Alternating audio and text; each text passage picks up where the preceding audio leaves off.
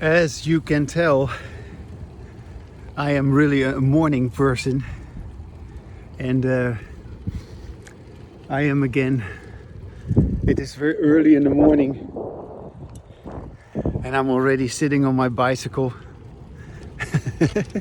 And I've already been to the sports club, and now I'm taking you with me on my daily bicycle ride, and I'll be talking about something today, and I do not yet know what it is going to be. Let me first see if my camera is on. Hold on a second. I just need to put my glasses on because I cannot really see very well. Oh yeah, it's rolling. Well, there I got my topic. It's a certain check that I make. Do you see that? That's the sky. That's the beautiful morning. It looks like that is smoke in the sky, smoke from fires, because there are still fires going on. Not luckily here nearby, but that smoke is up there in the sky from other fires far away. But I'm checking in with myself, and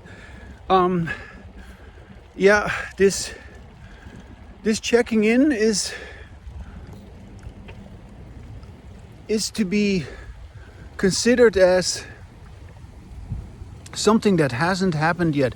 Human beings haven't really done what I am doing. Yeah. So another way of saying what I'm saying is actually that I'm doing something what nobody else is doing. Yeah. And since I am doing what nobody else is doing, because I am listening to myself, I'm speaking with myself, and I'm speaking with myself so that I can listen to myself.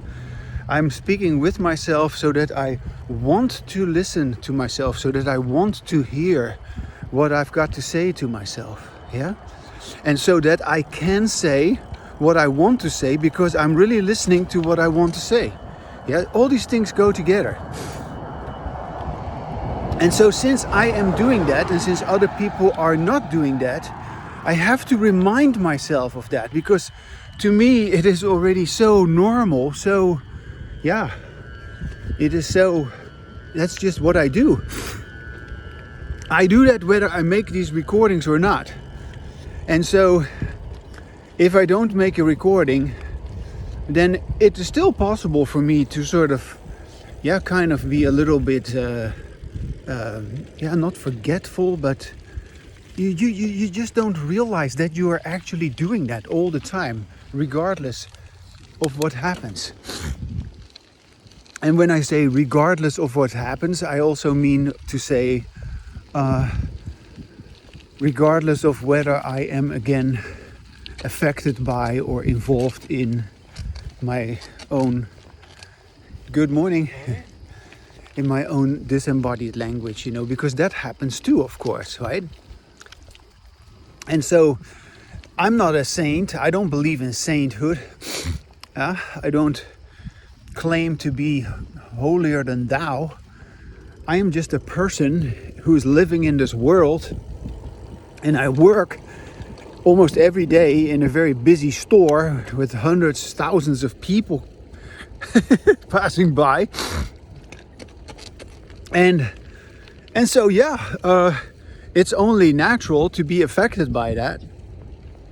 And I'm not gonna make it seem as if there's never any effect of all these people, and that I'm supposedly untouchable or something like that, or what is it? Not out of reach, but that I am impervious, or I don't know, that I cannot be affected. Of course I can be affected. This morning I was sitting on a bicycle in sports club, and there was this lady. I've talked with her in the past. She's an older lady, but she is typical gossiper, Everybody comes to her to gossip, and I don't like her. She's kind of you can tell she never says anything about herself, but she knows everything about everybody else. And then she can ask very inquisitive questions, and everybody is eager to tell her their story.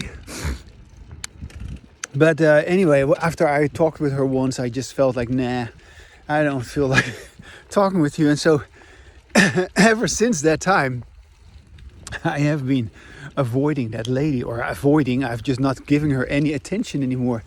And I could tell that she is kind of puzzled, because I was friendly with her in the beginning, but after that I have completely ignored her, leaving for her to guess like why that is, because I'm not gonna explain it to her. And then this morning I was already sitting on one of these stationary bicycles, and then all of a sudden she comes, and she usually sits on one of these bicycles in the area where I was sitting, and she's going to take this bicycle next to me, and she puts her stuff on that bicycle. She sort of cleans it off a little bit with a napkin and some what is it? Yeah, what is it? They have a spray bottle with some detergent or whatever to clean it off. But I could just tell by the sound, because I wasn't looking in her direction. I didn't want to make any eye contact or something like that. But I could tell by her demeanor that she was feeling awkward, but also at the same time defiant. And even though she is an old lady, I could tell that the way she put her phone and her keys and I don't know what else she had, she put that on the machine. There's a little place where you can put your stuff. And good morning. I could tell by the way everything was clanging. I could tell that she was angry. And I suddenly felt like, wow, she is pissed. That good morning. How are you doing today? Have a good day. Hi.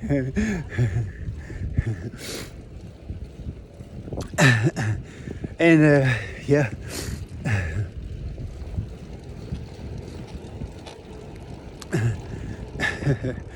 So anyways, it was interesting because and then shortly after she got seated, there was another woman who also goes there and who started talking with her. And then I just felt like, nah, okay, I don't need to hear that conversation, because they were talking in a tone that sort of just really told me like, we don't care that you are there, we're going to have our conversation anyway. And I didn't say anything. I just got up and I just left her, basically non-verbally saying like, well, I don't care about your conversation either. Oh gosh. Anyway, it's hilarious how people, even in their very old age, continue to be, the way they've always been, I guess. Because, they have disembodied language. And they both talk at each other. This is also so funny. These people, they talk at each other. One says this, the other says that. But you can tell that although they get along, quote unquote, they're not really in touch with themselves. They're not really sharing anything. They're just talking superficially and about whatever. I don't even know what they're talking about. I don't care. But that's another aspect about, about what I do. Of course, what I do is I really talk. And so if you get to ever talk with me, which means if you ever get to understand from my videos and from my writings, good morning, if you understand that to talk with me, you would have to first talk with yourself. Yeah? You cannot talk with me if you haven't talked with yourself. And yes, I will not talk with you unless you know how to talk with yourself, like I do. And so, and that is something for you to decide if you want to do that or not. Like, okay, in what I call embodied language, you talk with yourself, but you listen to yourself. And you listen to yourself because you want to listen to yourself. And you say things you want to hear. Things which are of importance to you. Things which matter to you. So that's not superficial.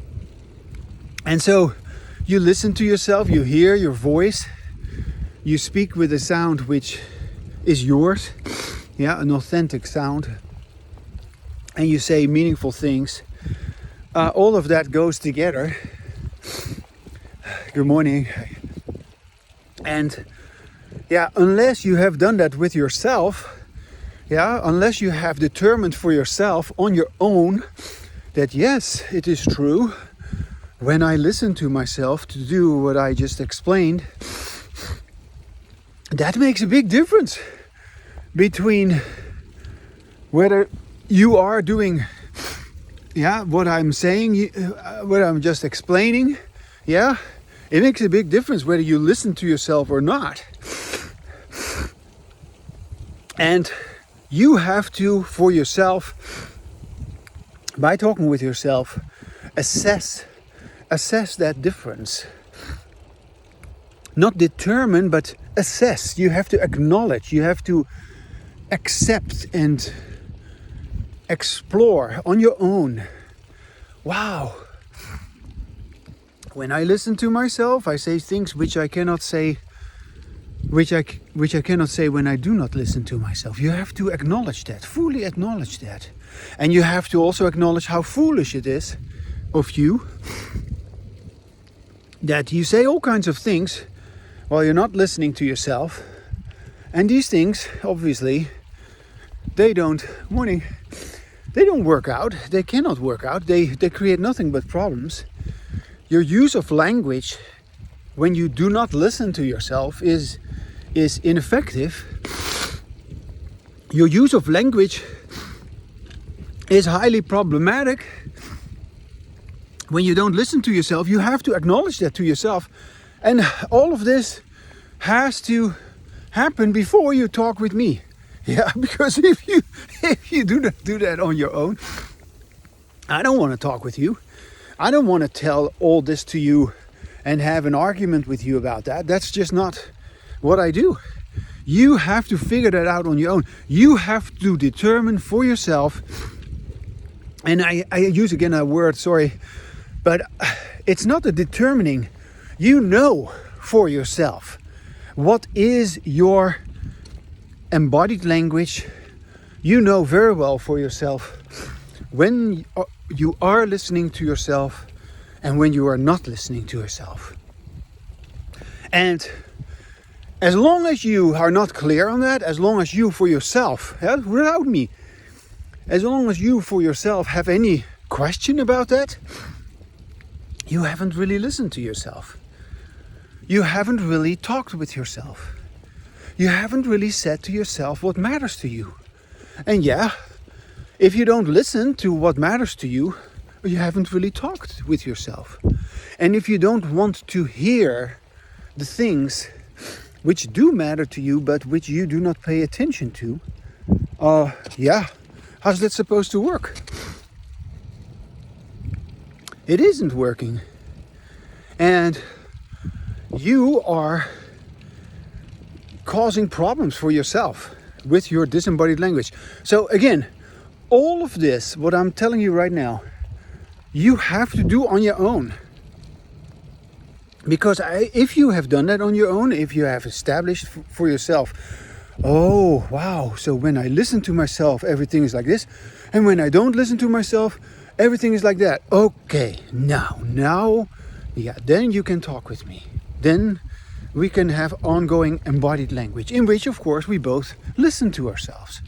Yeah. This is not some sort of a feely touchy kind of phenomenon. Yeah, like I don't know. We're trying to be kind. We're trying to be polite. We're trying to be conscious. We are trying to be honest. We're trying to be sincere. We're trying to be open. We're trying to be accepting. No, we're not trying to do anything. Do you get that? No, of course you don't, because you haven't done what I was just saying. But you don't get that as long as you haven't listened to yourself. Because when you listen to yourself, you're not trying to be honest. You are honest. Yeah? You're not trying to be kind. You are kind. You are not trying to be truthful. You are truthful. So everything changes when you switch from your disembodied language, your usual way of dealing with language, to embodied language, which is what I have here. Yeah. Everything changes. And yes, yeah, I started my bike ride today. And by saying today, what am I going to talk about?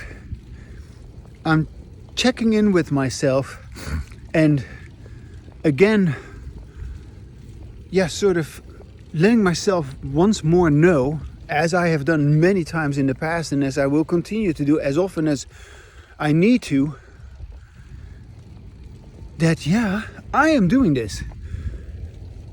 But nobody else does. You don't. You don't do this. And if you did, why am I not hearing from you? What kind of a coward are you? What kind of a pretender are you that you because you like to pretend as if you are doing this already, as if you're knowing this already, when in fact you don't. And it's very clear to me, anybody, yeah, people can pretend to be kind, they can pretend to be polite, they can pretend to be open. Oh, they can pretend to be knowledgeable and oh yeah, they're in charge of their lives. No, they're not. They cannot be in charge of their lives. With your disembodied language, your language works against you. How can you be in charge of your own life? How can you be free with your disembodied language? You are not free. You're imprisoned by your own fantasy that you create with your disembodied language, in which you can never really speak about what is going on with you in a truthful manner. So I have to keep reminding myself that for me, embodied language is normal. But for you, it is abnormal. For you, disembodied language, in which we do not listen to ourselves, is normal. For me, that is abnormal. So yeah, that's why it is always good for me to remind myself, wow, I live such a different life than everybody else. And yeah, that is why I'm making this video, to sort of just celebrate that. Celebrate my victory, because I have escaped from the clutches of disembodied language. Yeah. The claws of disembodied language, which are clawing at everybody, of course, myself included. And yeah, I can also be involved with anybody who has disembodied language, and then of course I will end up having disembodied language as well. But my life has gone in such a way that I no longer want to do that and no longer do that. Oh yeah, I got my key. I just was suddenly reminded of my keys. If I took my keys with me, or yeah, I got them. So I am taking care of myself so that I can have embodied language, and I am always having embodied language every day. And if you watch my videos, you can hear that. And yeah, you can also begin to check in with yourself and say like, wow, that is quite something what he is talking about, because he is right.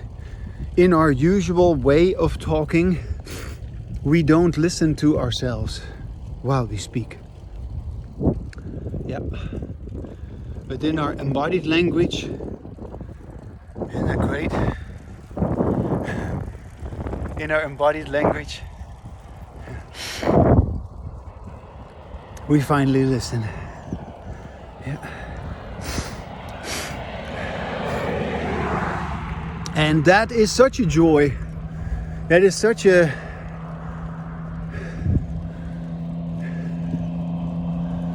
renewal. Yeah, a rejuvenation.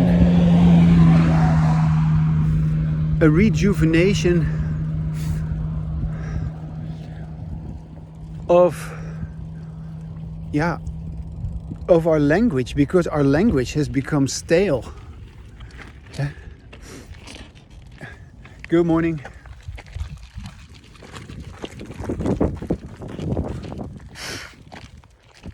Our language has become stale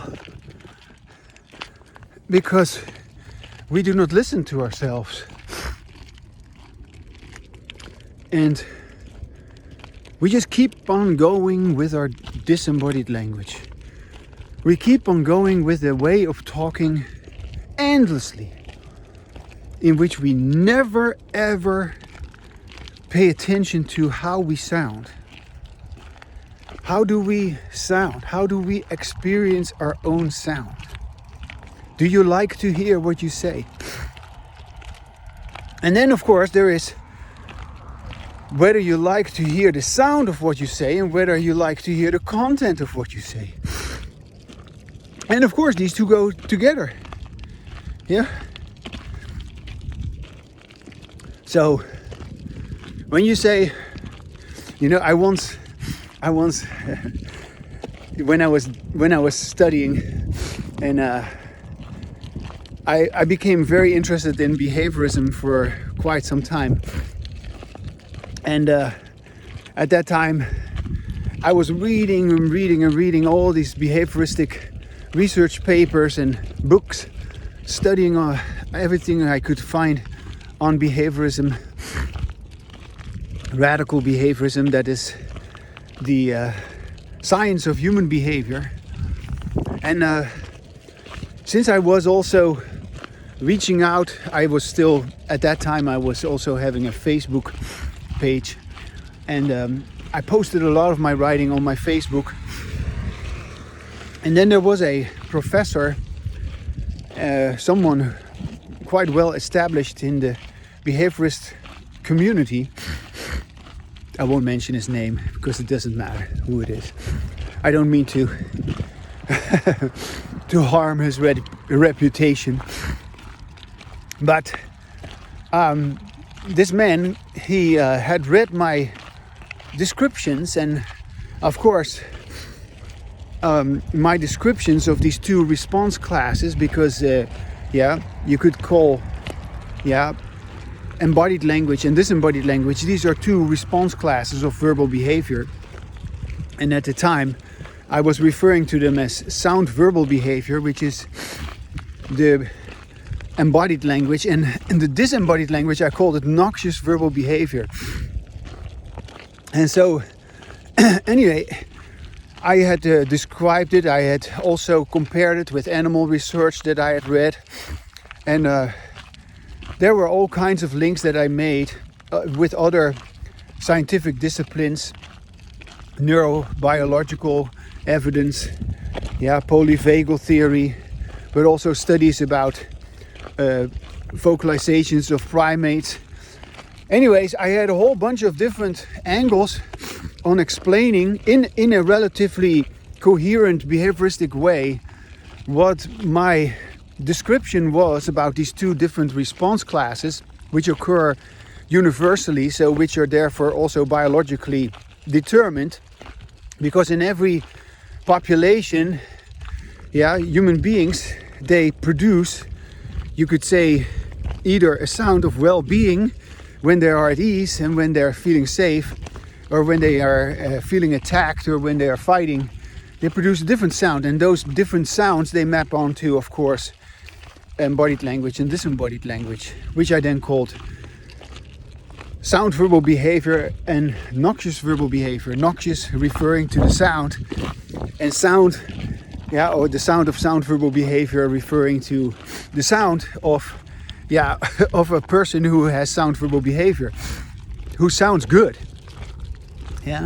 Sounding pleasant, is a sound you want to hear. Noxious verbal behavior you don't want to hear because it sounds horrible. Somebody's in fear, somebody is angry, somebody's irritated, somebody's stressed.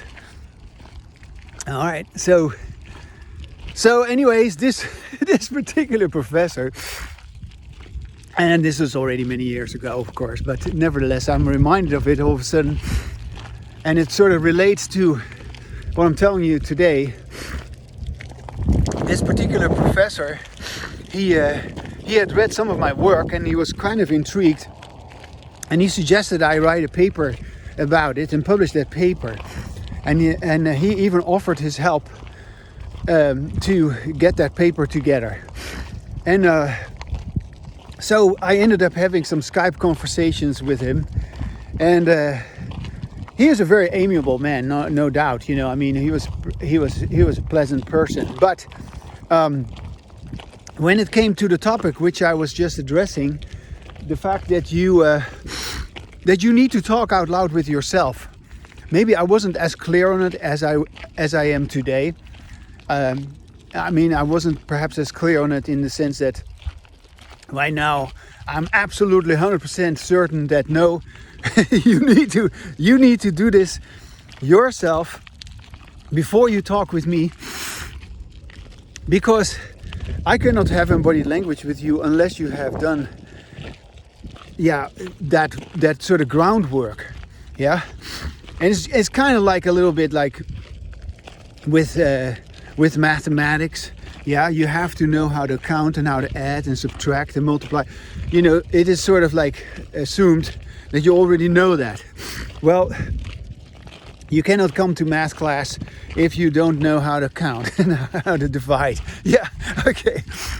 In the same way, and it is like with me, I'm not teaching those things. I'm not interested in that. And if you, and besides, and there's another aspect about this, because counting and dividing and subtracting, you can learn from others, but I cannot, I cannot tell you this is your, of course I can recognize what is your, I can recognize very clearly. I have a very acute ability to recognize everyone's embodied language and disembodied language. I've always been very good at that. From being a totally obnoxious child already, I was already knowing exactly what is embodied language and what is disembodied language. I've always known this. I was born that way, I guess. Although I didn't have the words to explain it, to describe it. But in any case,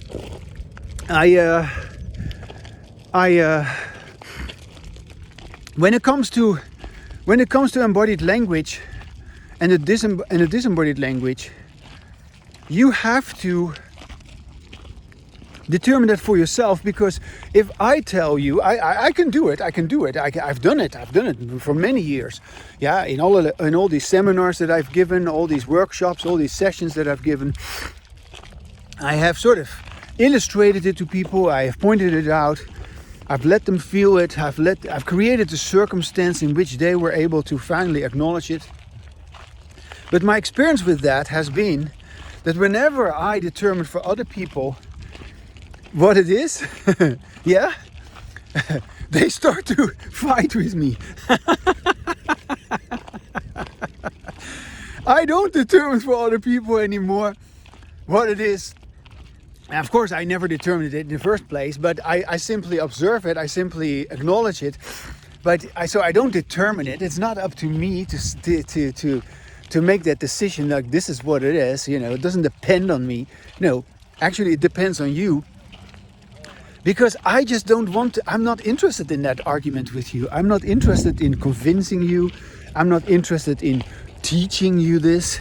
Yeah, because no. I'm interested in having embodied language with you. That is what I'm interested in. Do you get that? Yeah. So, and yeah, that has taken me quite a long time to sort of just figure that one out. But anyway, going back again to my professor,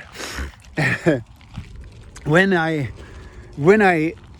urged him or sort of stimulated him, and not in any friendly way, you know, we were on talking terms, we were Skyping with each other. So I said to him, I said, well, you got to sort of just take time for yourself to talk out loud with yourself and to listen to yourself, and so that you can determine for yourself what is my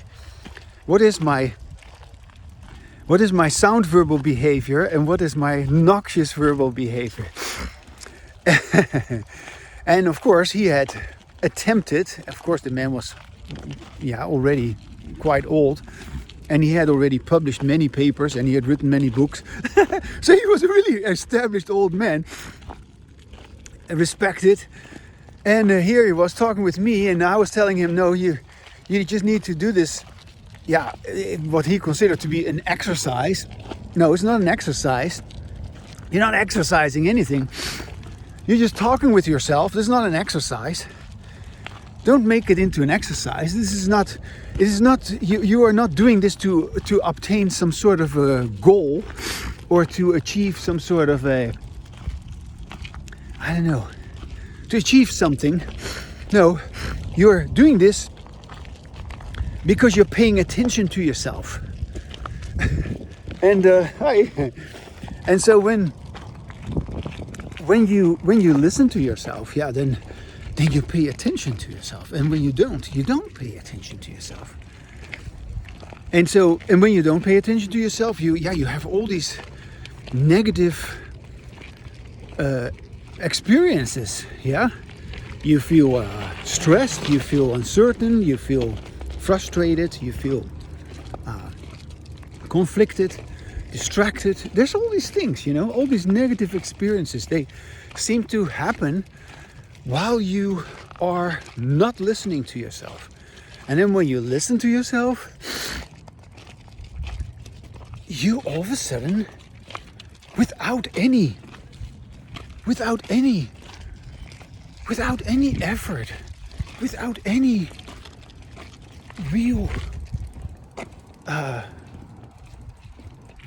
without any preparation, you suddenly feel so good. Without any explanation.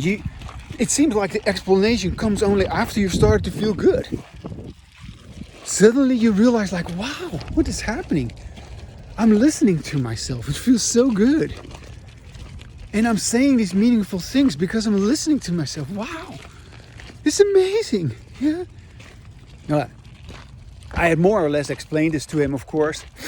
But so he spent time not talking with me. The period that sort of went on in between our conversations, we had about 3 or 4 conversations, I remember. And I was writing, sort of organizing my writing in certain ways that he directed me to. And he had sort of written an outline for that paper. And I was sort of filling in the blanks there. And we were sort of clarifying what I was saying. And and so weeks went by before we had another conversation, and we only had email contact, and I was sending him the updated version of what the paper had sort of become. And so the paper was sort of coming along more or less. And it was interesting because it became clear over the weeks that he was becoming more and more puzzled and more irritated.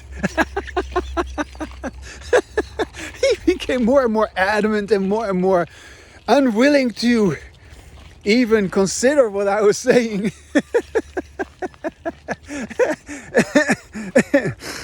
Even though he was committed. And it was a real confrontation for this man with himself. And eventually, in our last conversation, he blurted out, he says, yeah, whenever I talk with myself, I don't like anything what I'm saying. He says, I don't feel any relaxation. He just blew up. And he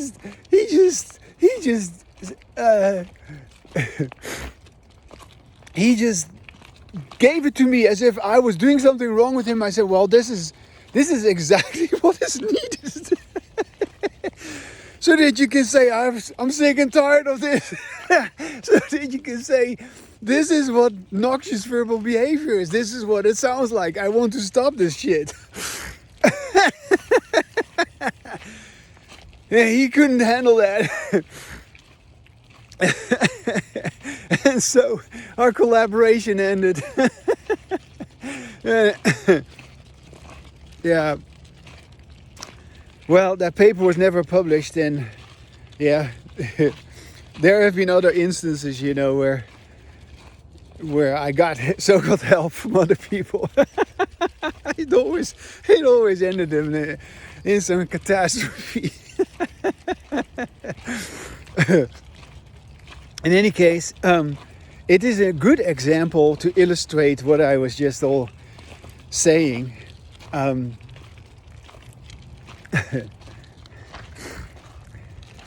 You have to do that work, and you have to, for yourself, on your own, not because I say so, not because somebody else says so, like, oh, this is your negativity. No, you have to understand for yourself that it is your negativity.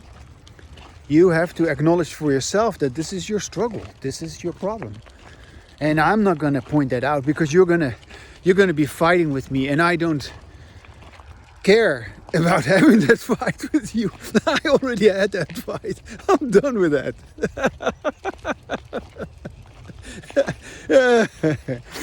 So, yeah. But as I was saying at the very beginning of this video, I have to keep reminding myself every day, or not every day, but as often as needed, that this is how it is. People like to have other people point it out, and then when they do, they blame them. Yeah. I'm suddenly reminded of I was once also looking for my real self and all that kind of stuff on a spiritual quest, and that was before I knew anything about behaviorism, before I had any real significant education. I became an educated person here in the United States. But before all that, I was enthralled with a so-called enlightened master. And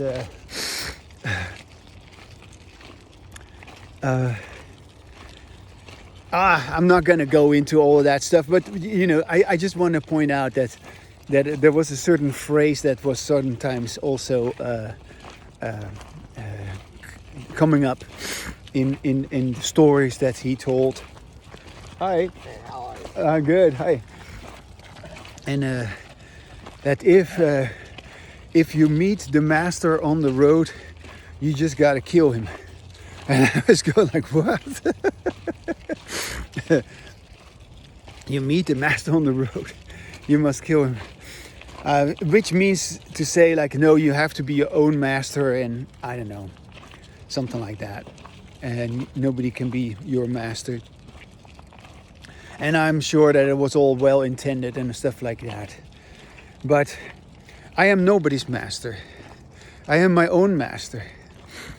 And everybody is their own master. And you won't ever meet me on the road because I'll get out of the way. And if I don't, well, then you might as well just kill me because... No, it is true, you know. I could have been killed many times because of my own stupidity, my own stubborn actions that I was trying to change people. And I created many, many dangerous situations for myself by confronting people. Oh my goodness, how stupid of me. But I did all that believing that I could change other people. But I'm not here to change you, no. I can only change you if you get from this recording, from this video, that you can change yourself. And yeah, either you're up for that or not. and of course, you know, with this professor, you know, in those days I was so excited about behaviorism because I considered it you could say I considered it as the scientific explanation for what embodied language is. And I still believe that, actually. I still believe that that of course behaviorism, when you're talking about stimuli and when you talk about responses to stimuli, and when you're talking about consequences of responses which are either reinforcing or punishing, and then you're talking about these consequences, they determine, of course, whether responses are happening more often in the future or not. Yeah, that's pure behaviorism, and that is totally applicable to any kind of behavior, included embodied language and disembodied language, of course. And so the science of human behavior, behaviorism, is very enlightening, because, for instance, what I keep saying, that there is no inner me who does what I do, and there is no inner self, there's no inner language. Actually, this is where behaviorism got it all wrong. In behaviorism, they still talk about private speech. They're talking about public speech and private speech, which is, of course, total bullshit. And I wasn't really there yet when I talked with my old professor. Unfortunately, I was already saying certain things that were along those lines, but I wasn't really as clear about it as I am today. I admit that. But you know what? So what? I was at that time where I was, and there is, of course, no inner self. There is no inner entity, that determines my behavior, you know. And so that's another way of saying that there cannot be any inner language. Yeah, there's no private speech. Yeah, and there is no there's no overt speech which recedes to a covert level. That's just all nonsense. That's just all make believe. That's just how we talk about it. So, anyways, I'm just, again, reminding myself how much I know about all this stuff, and how much I have, for myself at least, found the proof that I was looking for. I've studied, I've learned, I've found the research that sort of just says that, why, well, for instance, I give you an example about behaviorism. Why am I so happy? Why am I, at this point in my life, experiencing so much, ongoing embodied language? Why can I make all these videos? Why am I not suffering, not having any problems? So you could say my happiness behavior, or which I call embodied language, it happens at a high response rate. How can it be? Well, it can be because it is reinforced. Yeah, there are consequences to this behavior which determine that the behavior happens all the time, happens at a high response rate. And so the other behavior, the disembodied language, where I stay away from disembodied language, as I was just telling you, and I don't want to have that struggle with you. I've gotten better at that. Happens at a very, very low response rate, if at all. Well, there you go. That's behaviorism 101. And so, yeah, the sound of the human voice is a stimulus. Yeah. And yeah, you can go into it very deeply, like conditioned stimulus, unconditioned stimulus, all that kind of stuff. I'm not gonna get into all that because that I don't even want to, because at this point, you know, I just want to look back a little bit on these things because it is important for me to also put that into perspective. You know, at that time that I was talking with this man, of course I was convinced. I was absolutely convinced that embodied language should be the way behaviorism was taught. As long as behaviorism is taught with disembodied language, how can it be effective? How can it be meaningful? Yeah. You too. And so it's just like a lot of things, of course, are taught. Most of what is taught with disembodied language. It's very sad that we haven't even acknowledged that what we're learning in schools is taught by a format in which listeners have to listen to a certain speaker because that speaker is the authority, is the person who knows it all that you have to listen to. Well, how about we all knowing from the get-go that embodied language is what we are having. There's no struggle for attention. There's no teacher who needs to draw any student's attention to what he or she is teaching. No, the student is willing to learn from the teacher because that listening is effortless. There is no struggle for attention. That's a whole different way of teaching we're talking about. A whole different way of parenting. A whole different way of relating. Yeah? Because it, of course, deals with relationships, yeah? With marriages, with how people get along with each other, friendships, yeah? Communities, societies, cultures. The world will change once we have embodied language. Well, anyway, I was convinced that behaviorism ought to have embodied language as their preferred way of teaching. I mean, it was out of the question that, but here I was trying to get the attention again of behaviorists.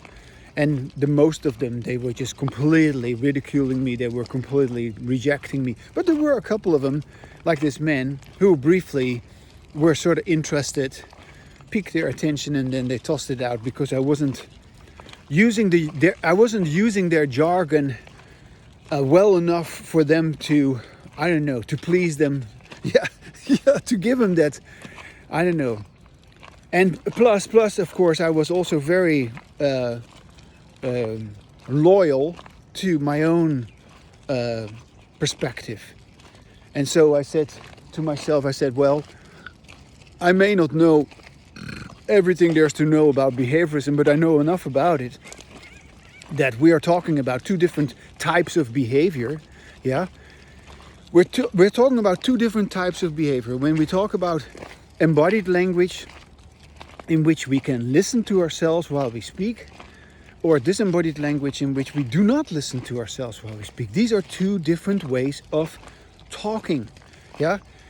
In embodied language, I'm talking with you because I'm listening to myself. I'm talking with you because I'm in touch with myself. You can be in touch with yourself because I'm in touch with myself. And in disembodied language, when I do not listen to myself, I'm talking at you. Yeah? I'm demanding your attention. I am, I'm basically dominating you, oppressing you. I am, I'm not connecting with myself. You are not connecting with yourself. So I'm just pretending that I'm talking and you should listen. And then you are pretending maybe that you're listening because you have learned the rules of adhering to authority or whatever. And those are the rules that are determined by our disembodied language. But there are very, very different rules. Yes. And these are not rules. They are just, It's just a natural order of things. Yeah. I mean, if you put a seed into the ground and you don't give that seed water, or the ground is not having enough nutrients to, let that seed sprout, it won't grow. It will just go to waste. And so that's not, there's not a rule. It's just a natural order of things.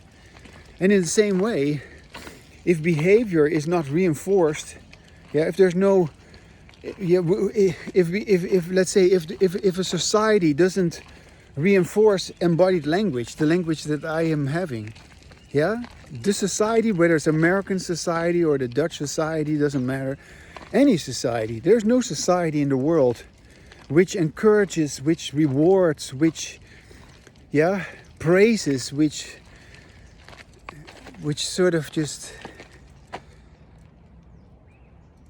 lets everybody know that, this is how we want to talk. There's no society in the world which says, hey Maximus, this is fantastic. It hasn't happened. And so I was, of course, morning, I was naive because when I went into studying psychology, and I was naive to believe that psychologists would be into this. I was naive to believe that also behavioral scientists would be into this. And you would say, okay, behavioral scientists, those are scientists, right? They are really interested in the science of human behavior. But no, they are not interested in applying that science to themselves. And of course, embodied language is about applying science to yourself, because what can you, how do you observe, what is science? Let's just have a little review here. Science is about observation, right? You observe something and then you describe it, and then you observe a certain pattern, let's say, certain behavioral pattern. You describe it, you describe the situation in which it occurs. I'm just briefly giving a sort of overview. You describe it and then you say like, oh wow, happens in the morning when you are at school, that behavior. Okay, well then you can say under certain circumstances, morning, school, at a certain time, that happens. So if that behavior occurs under such circumstances, if you change those circumstances, then another behavior occurs. Wow. So different situation, and all of a sudden a different behavior occurs. Wow. So now you can have a prediction, or you can have some sort of a description, which is almost like an explanation. Like, if this happens, then that happens. And so you can have different variables changed that were part of that situation. Let's say, for instance, Mrs. A was there, or Mr. B was there, and then in absence of Mr. B or in presence of Mr. A, Mrs. A, these things happen. So when Mrs. A is not there, these things do not happen. Wow, interesting. Now you can begin to manipulate the environment. You can begin to hypothesize that if I do not do these things, if these, I don't know, let's say if Mr. A is perhaps not the right person for you to be with, I'm just saying, because that is really what we're talking about. We're talking about human beings affecting other human beings. When it is especially true, of course, with embodied language. And so then you can say like, wow, so then I'm fine. Then all of a sudden I don't have that problem. Then all of a sudden I have the ability to experiment. Then I'm having the freedom to draw my own conclusions, to learn from my own mistakes rather than feel bad about it, or, guilty, or beating myself up over it.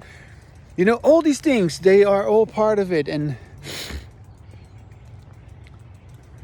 so, that is science. And then you begin to apply science to yourself. And then the observation is done with your language. And the language is kind of like a feedback mechanism about what is happening to you, and why is it happening to you, and is this what you want, and what would you like to happen, and in how far can you succeed in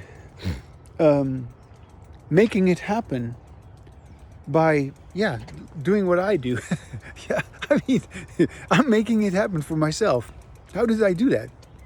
Well, I arranged my life in such a way, I made choices in such a way with my embodied language, and these choices, they happen by itself. They do not, there's not an entity in me that says, oh, I make this choice. No, it becomes very apparent that when you, for the first time, and of course this is also something that one has to remind oneself of again and again, when one for the first time, there is a moment when at the first time you you discover the difference between your disembodied language and your embodied language. And so when you do that for the first time, it is like enormous. You suddenly realize, like, wow, I could have done this all along, and yet I haven't. But now I do. And it is so magnificent that now I'm listening to myself, and it is so tragic that before I didn't do that. And so there's a lot of catching up to do. There's a lot of also, you forgive yourself for all your mistakes because you weren't listening. You couldn't realize anything that you're now realizing while you're talking with yourself. And so, even though you will continue hopefully with listening to yourself, even while you do that, you still have to occasionally remind yourself, like, how enormous that difference is. Yeah? Just like I today have to remind myself again how big this difference is, that I am daily engaging in embodied language. That I am actually enlightened because my enlightenment, my sense of comfort derives from my ongoing embodied language. But yet I have to keep reminding myself that I'm living in a world where nobody knows this, where nobody has any access to this. And so again, I urge you, and this is my final statement of today. I really urge you to take time and to speak with yourself as long as it takes, as often as it takes, to let yourself know that if you do not like it, if you do not enjoy it, if you do not feel at ease with yourself, if you remain uncertain, if you can't see any meaning in what you're saying, can't find any validity, can't find any truth, you're still engaging in disembodied language. And you have not been fully willing yet for yourself to acknowledge that. And perhaps you need to cry. Perhaps you need to also act out some of your frustration. I don't know, maybe you need to beat on a pillow or whatever. Maybe you need to scream at the sky. You can do it. I mean, it doesn't hurt anybody. It is not going to do anything meaningful to you, but because unless you're done screaming, unless you can say, okay, I've screamed and that didn't work. That didn't mean anything. But now I'm done screaming. Okay, finally you can hear yourself. Okay, now. Then you are hearing yourself. And then you say, okay. So this is what embodied language is. That's what it is. So there's no hatred, there's no negativity, there's no disturbance, there's no uncertainty, there's no irritation, there's no resentment. All the negativity is gone. And you have totally transformed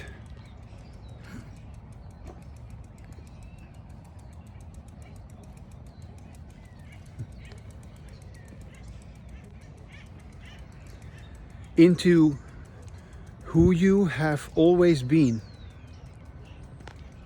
Oh, now I'm just gonna show you something. I'm gonna show you something. I'm gonna show you something that is really cute. I'm just suddenly having. I feel inspired to do something. Hold on. Just a second. I'm gonna turn my phone around, and then I'm gonna. I want you to pay special attention to my shadow. Do you see my shadow?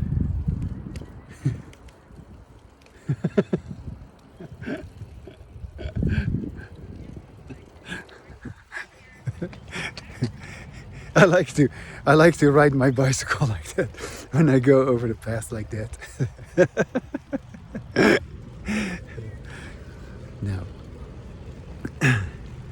So yeah, I want to have that conversation with you and nothing else. And I can only have that conversation with you. You can only have that conversation with me if you have done what it takes to be able to have that conversation. And nobody can do that for somebody else. I cannot do it for you. You cannot do it for somebody else. You can only do it for yourself. You can only listen to yourself. And you can only determine, or you can only say for yourself, oh, now I hear it. Yeah? And as long as you haven't heard that, you are still engaging in disembodied language. So you just gotta keep saying, that is disembodied language. That is disembodied language. That is disembodied language. It is disembodied language if I'm fighting again. It's disembodied language if I'm complaining again. It is disembodied language if I am searching again. It is disembodied language if I am dissatisfied again. It is disembodied language if I disagree again, if I am angry again, if I'm frustrated again, if I am upset again. It is disembodied language. It is disembodied language that everything is wrong and that nothing is right. Yes, that's disembodied language. And then, if you have admitted that to yourself, as often as needed, as much as is needed, if you have talked enough with yourself to let it stop by itself. You didn't stop it. There's nobody that stops it. It stops by itself because you're exhausted. You're done with it. You don't want it. You never wanted it to begin with. But you don't do it anymore because you got better things to do. Yeah.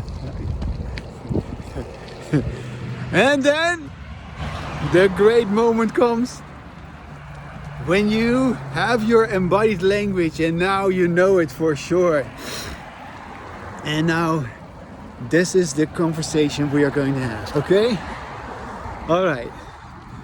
Well, I'll look forward to talking soon with you because just don't waste too much time. Yeah, it is. You don't have to do this for a long time. If you can be honest with yourself, if you can just be sincere, everything goes very quick, perhaps much quicker than you ever imagined. Yeah? But don't lose hope. Everybody can do this. Everybody can find their own comfort with their language. Everybody can say what they truly need. Yeah? Everybody can express what's really going on with them. But you have to listen to yourself. And if you don't do that, you will not do it. You will keep producing your disembodied language, and that is something you don't like to listen to. That's something you don't want to have. And then you usually steer away from your language and you get on to other things. But no, you need to stay busy with your language. You need to continue talking with yourself. Oh, there's no other way. Yeah? That's how you do it. Okay. Bye.